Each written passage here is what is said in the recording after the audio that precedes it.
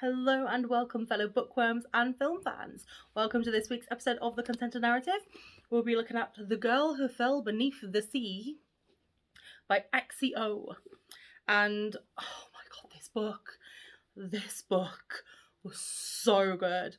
Was honestly amazing. Like, I thoroughly enjoyed it. It's based on I believe it's a Korean legend. And it's perfect for anyone who's sort of like seen Uprooted or Miyazaki's Spirited Away. And so it follows our main lass, Korean legend, and I go main lass, honestly, Mina.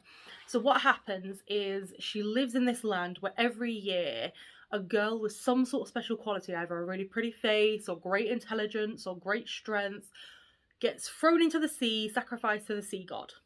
Because there's storms that rage every single year, and this is their way of dealing with it, because hopefully they'll throw in his true love, he'll find his true love, and then he'll stop the storms.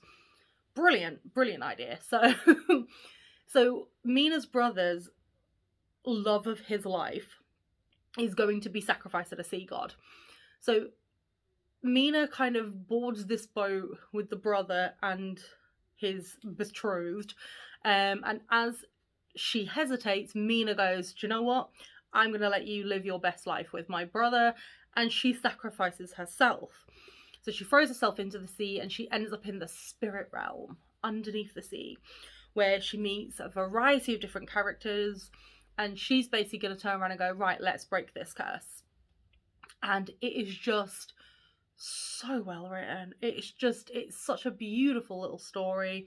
It's a great fairy tale, and I've already started looking to see if I can get some of her other works, some of the other works as well, because I thoroughly enjoyed the storytelling. I loved the characters as well. I loved the ending. It just felt really natural. I love the fact that, Mina just kind of ends up below the sea in the spirit realm and goes, well, I'm not overly pretty, I'm not overly intelligent, I'm not this and this. However, I did this because I didn't want my brother to not be in love, so I'm now going to go on this adventure to try and break the sea god's curse.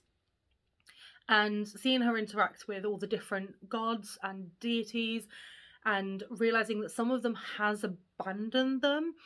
I mean, there's this really poignant scene where she meets with the goddess of women and children, and it broke my heart when I read it. And I genuinely was like, well, damn, that is powerful. But it was so good. And it was one of those that I just could not put down. I really couldn't. And it kind of reminds me a bit of the TJ Klune books as well, because I thoroughly enjoyed those ones. And I feel like with this book, it's one that adults can read, it's one that children can read, it's one that you could read to your kids as well as they're growing up, because there's not really any kind of adult stories as such in it. So you know how like sometimes you'll be like, well, it can't have this because it's got drink or drugs or sexual appetites or so on and so forth. It's just perfect. I mean, I did find it in the young adult section, so. But for me, I always believe that young adult is perfect for people that just don't like smut. But yeah, so I would 100% recommend this. This is a 5 out of 5 from me. It definitely is.